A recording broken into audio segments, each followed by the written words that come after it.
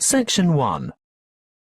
You will hear a conversation between a guest and the receptionist at a hotel. First, you have some time to look at questions 1 to 5.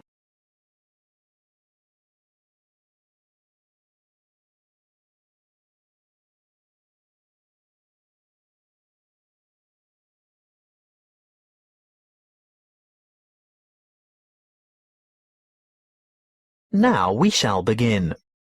You should answer the questions as you listen, because you will not hear the recording a second time. Listen carefully and answer questions 1 to 5. Good afternoon. My name is Kelvin Jones. I booked by internet yesterday. Good afternoon, Mr. Jones. Welcome to the Armitage Hotel. Can you spell your first name for me, please? Certainly. K-E-L-V-I-N. Thank you. Do you have your booking number? Or perhaps you printed out your confirmation? Yes, of course. I don't have the printout, but I did remember to note down the number. It's OOL-238-1420. Thanks. OOL-238-1420. Oh, I see you've stayed with us before. Yes, on several occasions. And do you still have the same vehicle registration number? HQW5919? Well, no. This time I have the company car. And what is the registration number? Oh dear, I can't remember. Hang on a minute. Here it is on the keyring. HUV 3331. Thanks. HUV 3331.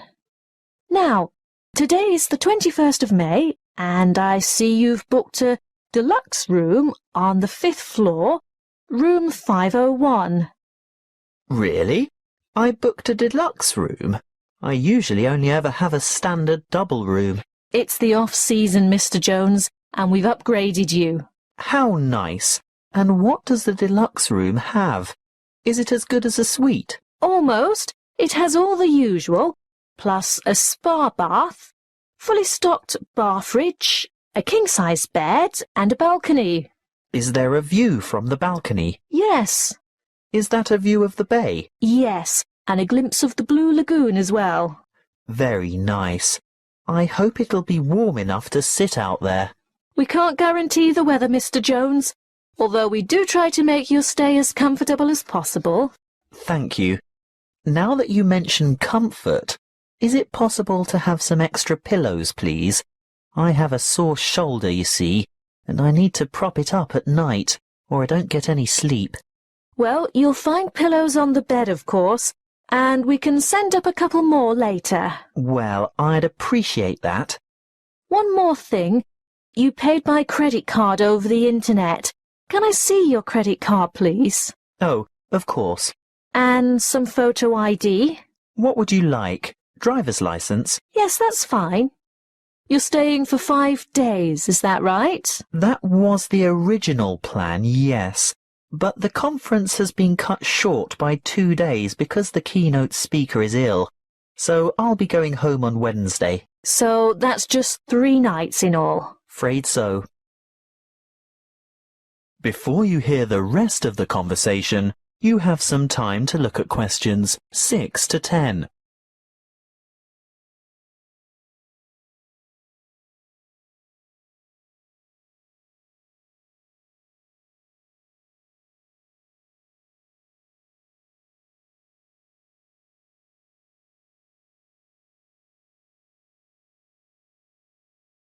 Now listen and answer questions 6 to 10. Is there anything else I can help you with? Actually, there is. The conference is in a building called Chancery Chambers, but I don't have any idea how to get there. Oh, that's the funny-shaped building on the corner of King and Richard Streets. It's quite straightforward, really, and only a few minutes' walk. Look, I'll show you on this map. Good. A map. I like to follow a map if possible. Right, well, Step out the front entrance of the hotel and you're on Hobb Street. Head south on Hobb Street towards Gorse Lane and take the second on the left onto Vickers Street West.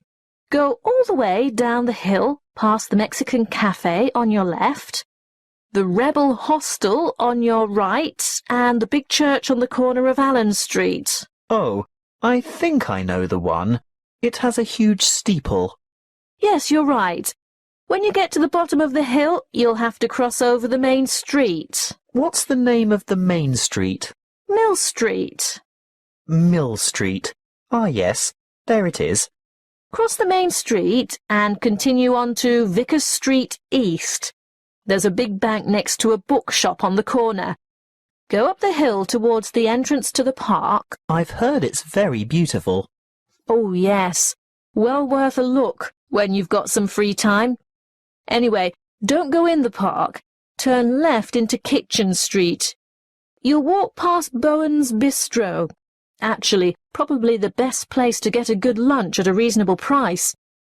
After Bowen's, take the second left into Baker's Lane. It's a very short street. Then take the first on your left onto King Street, and you should see the Art Deco Chancery Chambers building a bit further along on the corner of Richard Street. Oh, thank you for that. I'm most grateful. That is the end of section 1. You now have half a minute to check your answers.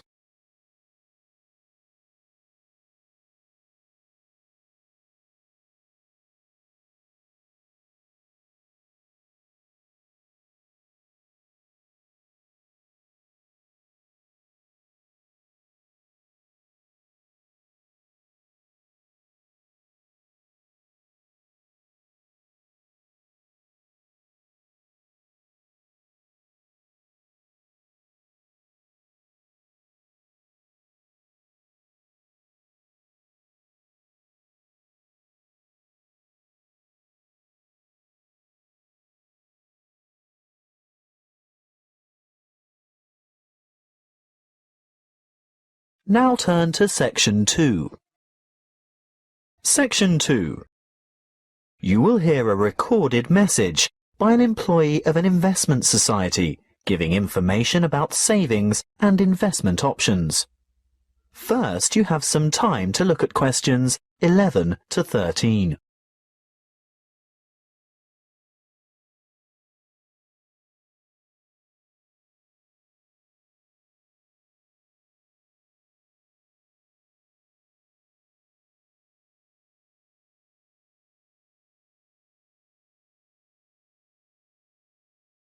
Listen carefully and answer questions 11 to 13.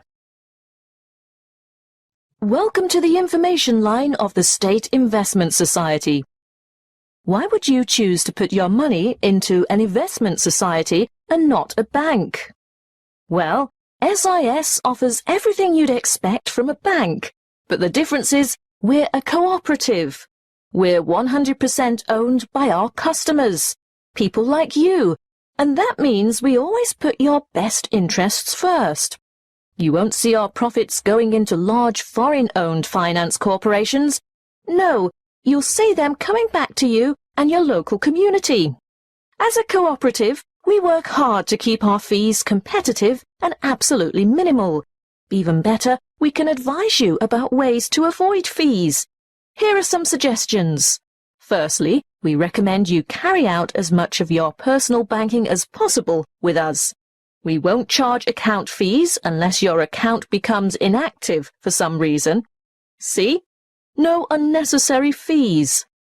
Secondly, if you maintain certain minimum account balances, you won't have to pay any transaction charges for transferring money between any accounts that have the same customer number, although there may be some service charges that apply, such as the establishment of automatic payments. So, how can we help you? Before you hear the rest of the talk, you have some time to look at questions 14 to 20.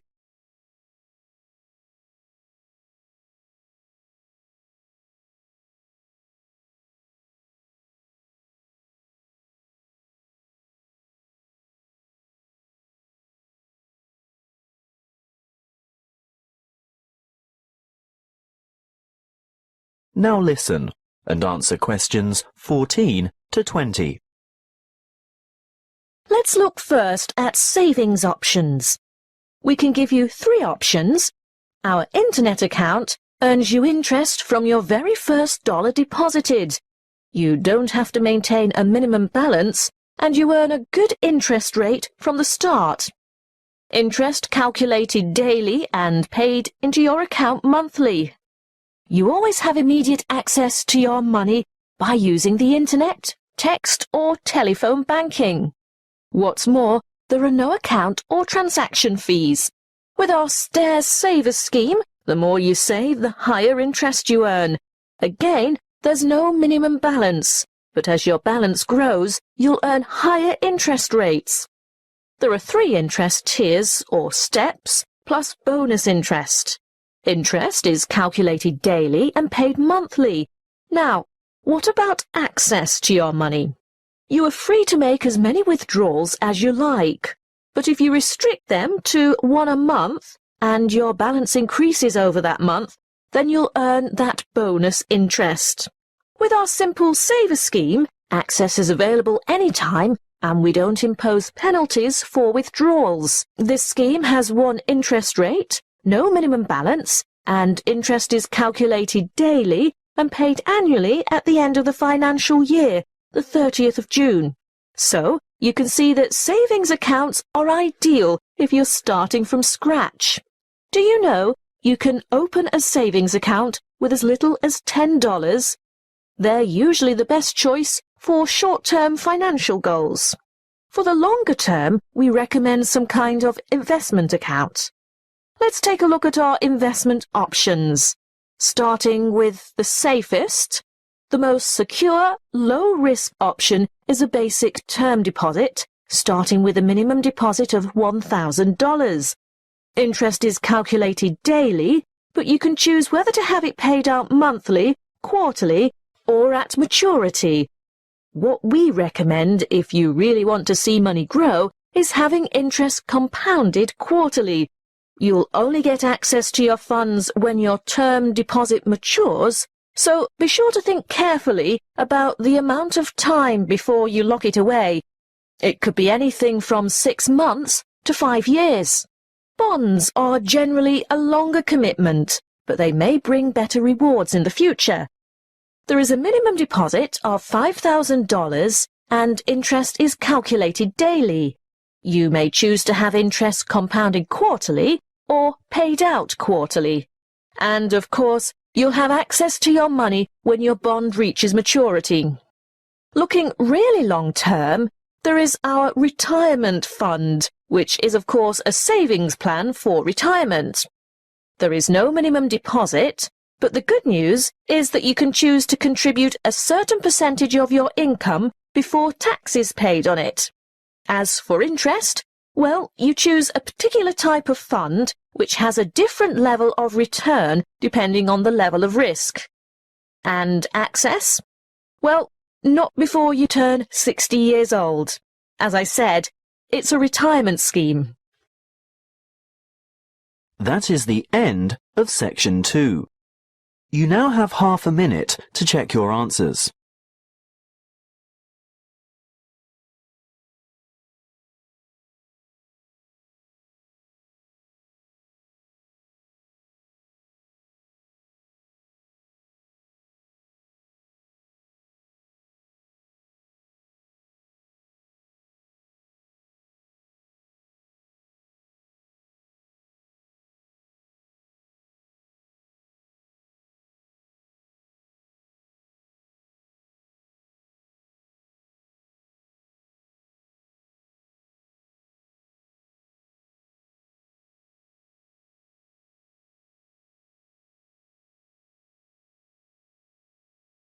Now turn to section 3. Section 3. You will hear a conversation between 2 students and their professor, who is asking them to organize a panel discussion for an upcoming conference. First, you have some time to look at questions 21 to 23.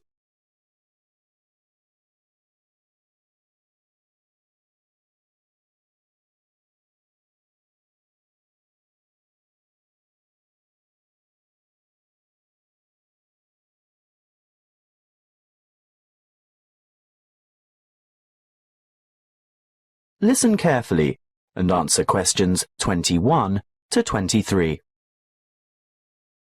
Come in and sit down, Louise, Stuart. I suppose you're wondering why I've asked you both to come here today.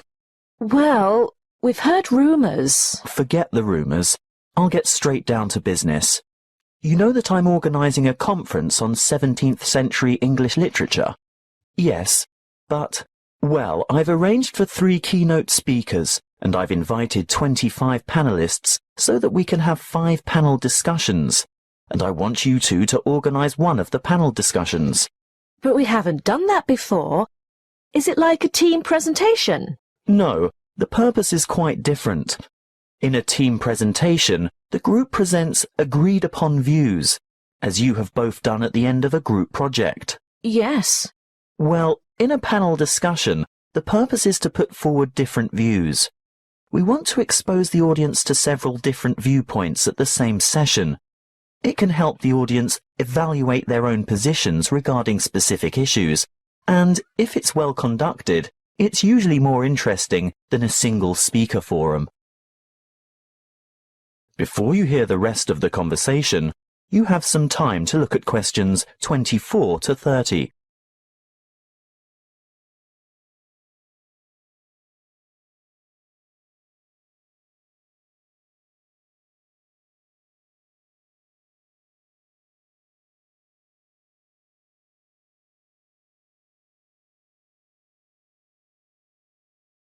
Now listen and answer questions 24 to 30.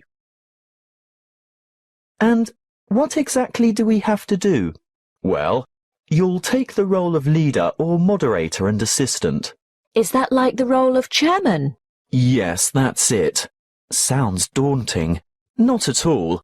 I've already done a great deal of the preparation myself.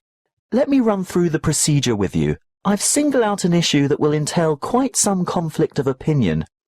I've selected panellists who are well informed and will probably have contradictory points of view. That's very important, you know. Actually, I feel a bit nervous. How many panellists will there be? Well, I've invited 5 panellists for each panel because that's probably the maximum number that an inexperienced moderator can handle.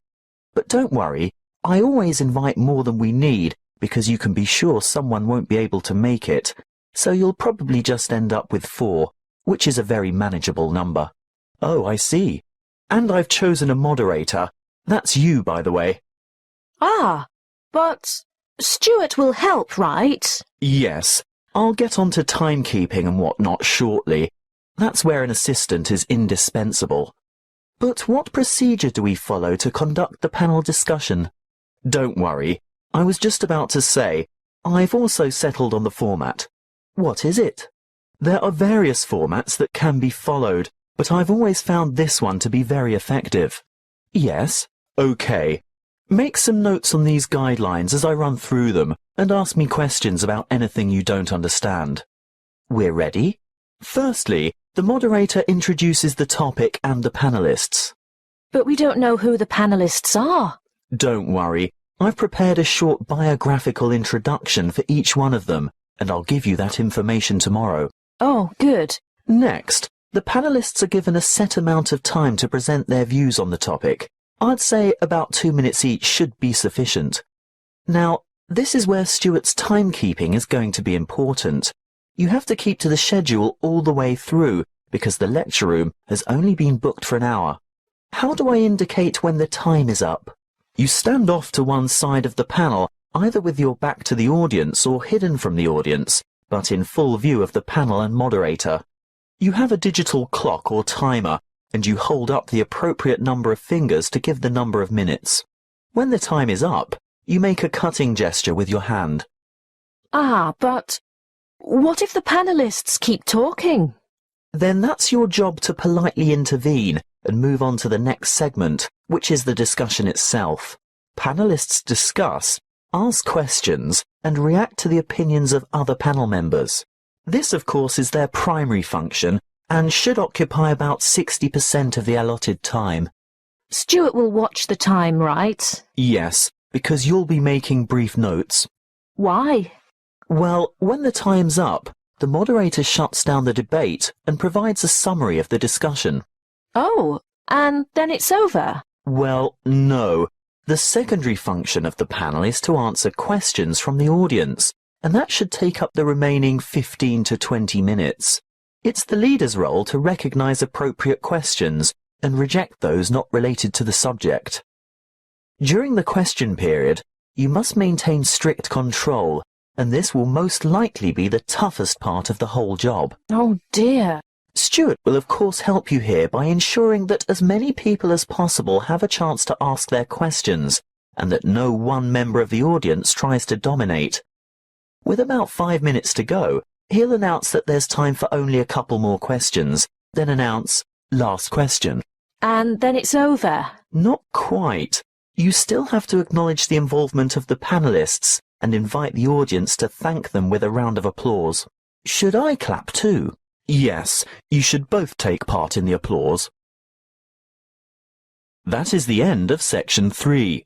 You now have half a minute to check your answers.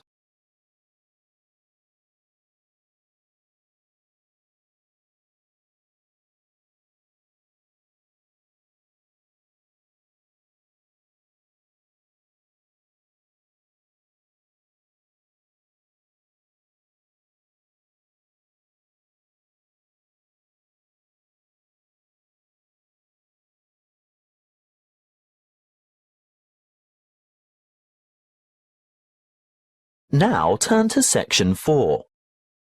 Section 4. You will hear a talk on hydroelectric power.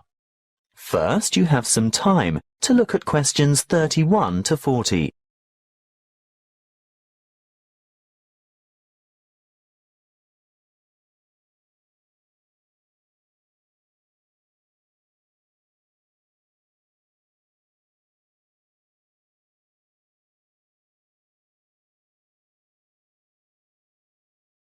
Listen carefully and answer questions 31 to 40.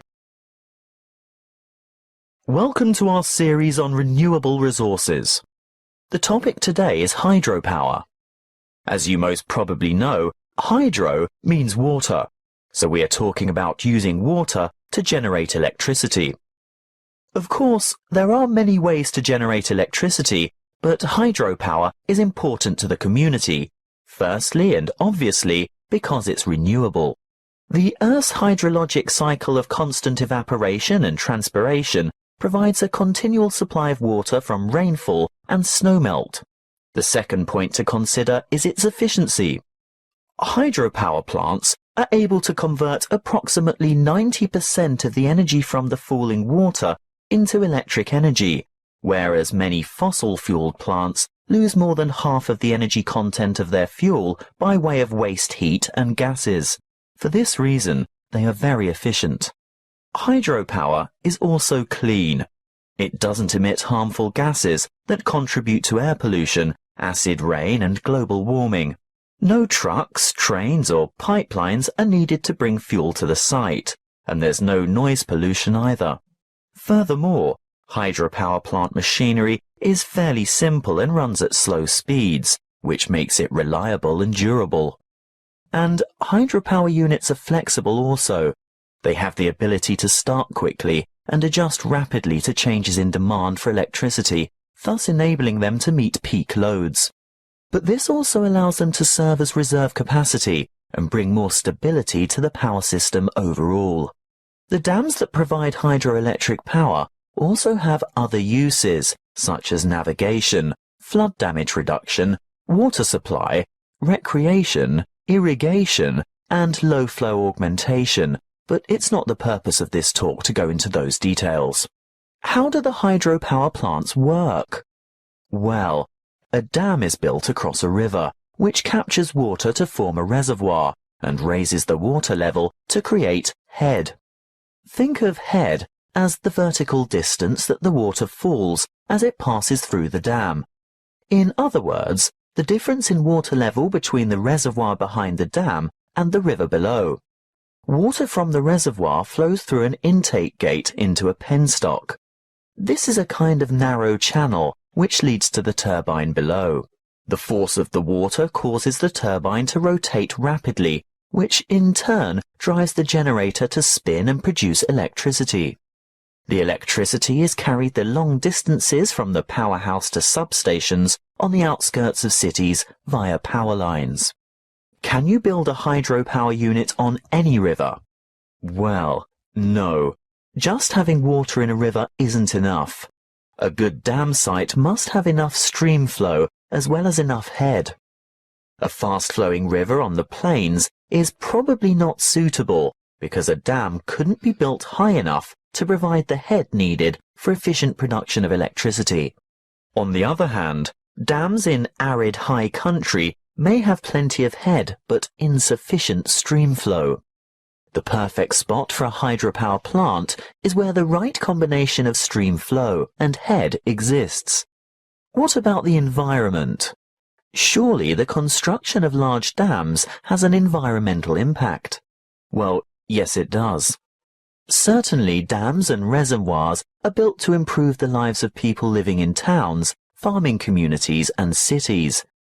But there must be a balance between development and preserving the natural environment. Needless to say, the natural river environment is changed, which leads to changes in river ecology and aquatic habitat.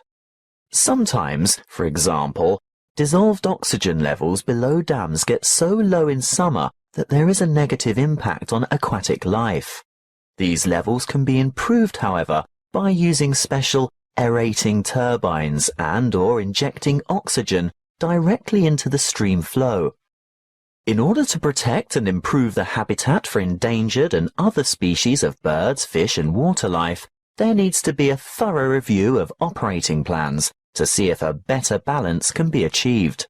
Hydropower plant design and operation must not only meet the needs of consumers for electricity, but work hand in hand with agencies whose concern is for the fish and wildlife, water quality and water supply.